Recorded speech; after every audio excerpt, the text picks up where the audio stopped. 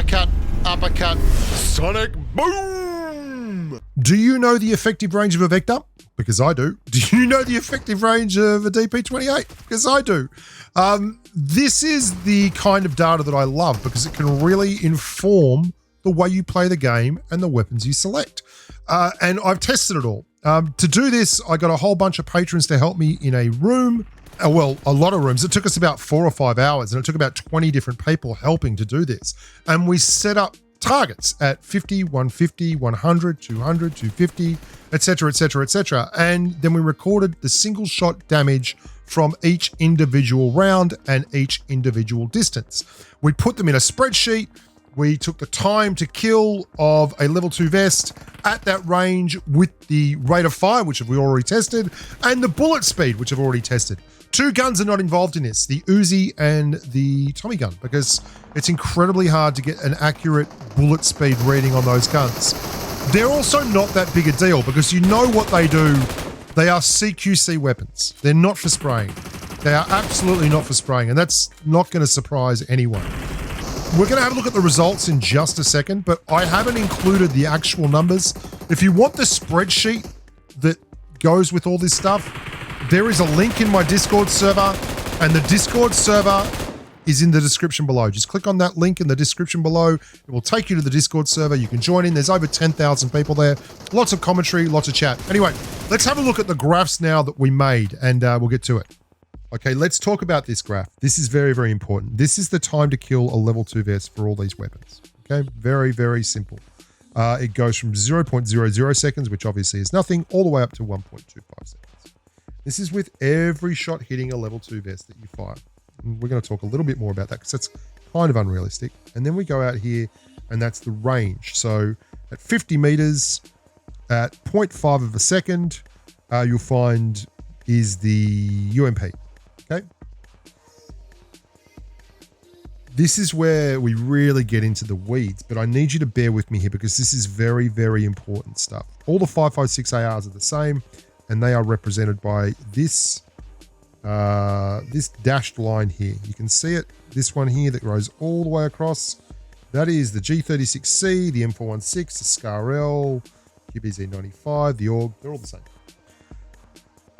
At 0 meters, 0 meters, okay, the MP5K has a time to kill down here of 0.255 seconds. At 50 meters, which is over here, the MP5K has a time to kill of about 0.45. Maybe even a little bit more, 0.47. At 0 meters, the SCAR-L has a time to kill of 0.384. At 50 meters, the SCAR-L has a time to kill of about 0.46. And that's better than the MP5K. It's also better than the UMP. It's better than the Vector. And it's why 5.56 ARs are so much better than just about anything else in the game in terms of utility. And this is all based around bullet speed. This line here is what we're really looking at. And most people don't pay much attention to this. This is bullet speed. And I calculated all this quite a while ago and put it in my spreadsheet.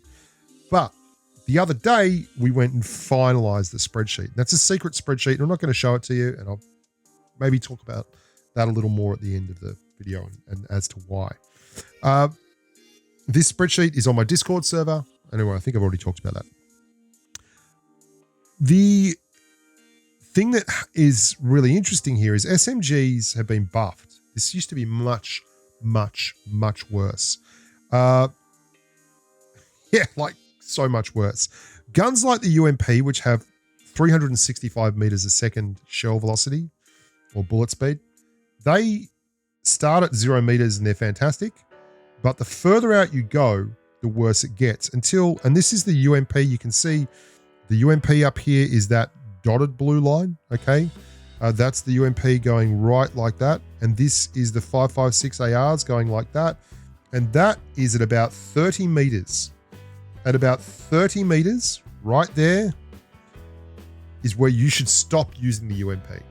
So if you don't intend to have any engagements closer than 30 meters, you do not need to ever run a UMP.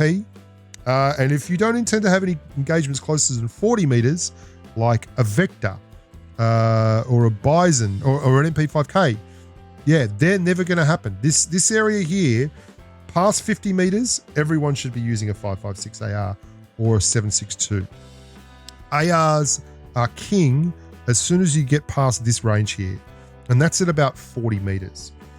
And the drop off, really, the difference between the two of them is negligible from about 25 meters.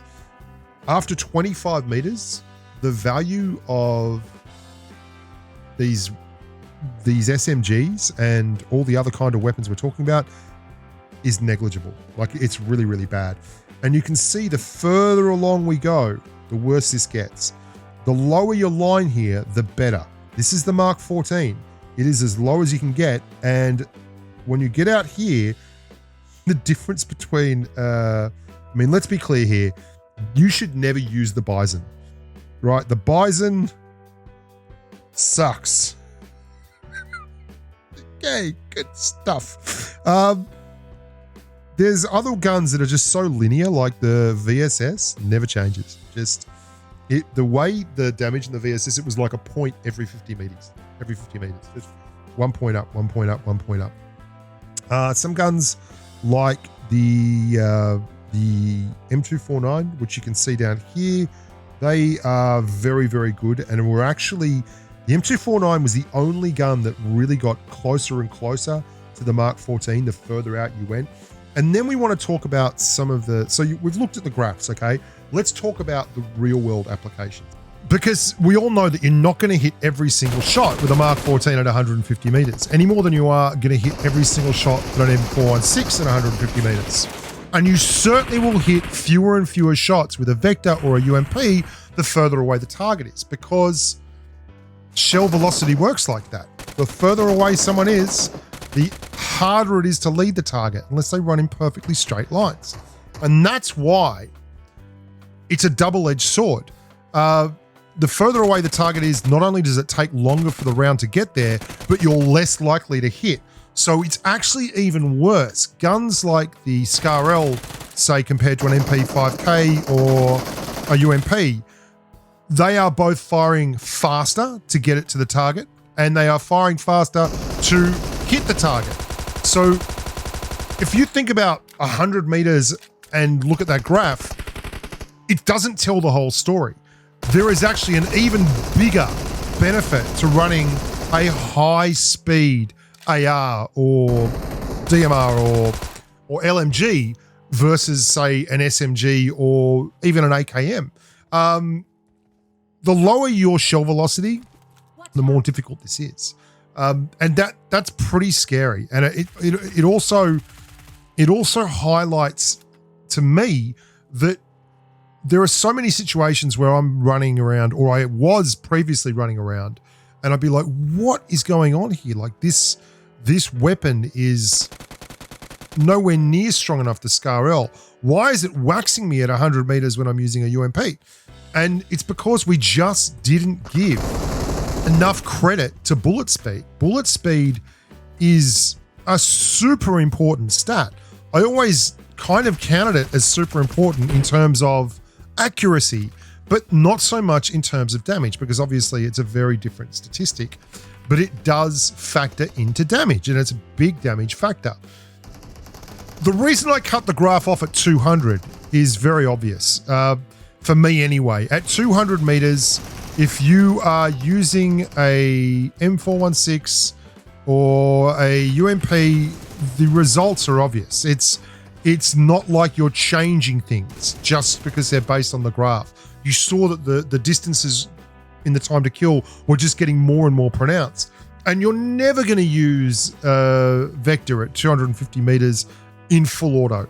Some of these things are also interesting that I haven't talked about. The M16 actually has a slightly faster shell velocity than the 5.56 ARs.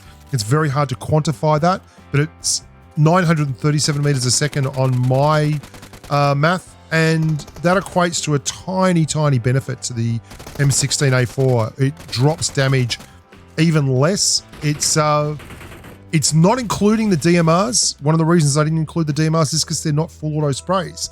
But we do have some testing in that the QBU is just hilariously good at this, as you'd expect, because it starts with such a high base damage. But unlike the SKS and stuff, it's still clocking out at like 1,000 meters a second, which is insane. What I would really like people to start realizing with this stuff is that there are so many super specialized weapons. The Grazer is still capable of spraying at ranges, but obviously it's not as accurate. And it just helps inform your decision. Like if your recoil profile is light, if your shell speed is high, those two things combine to really say to me that you're going to be an amazing weapon at range. And this is one of the reasons why PUBG Mobile is so predominantly spray-based at range. I mean, look at that. The UMP, it won't go much in terms of recoil profile, but unless they're running in straight lines, you're going to struggle. I just really, really enjoyed finding this stuff out. And I'm going to break down. I do want people to have these numbers eventually, but I'm going to give this video a little bit of a go for a while. I'm all for people knowing the numbers, but knowing the characteristics of the graph right now, I think is enough for people to make informed decisions. You can see there, I'm going to get that uploaded to my page soon. I want to give a big hats off to Nev and Steve, who did all the mathing.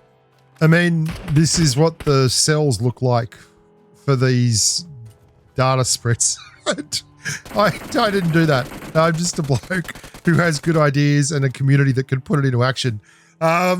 And thanks so much for the patrons, because we keep pioneering this stuff, guys.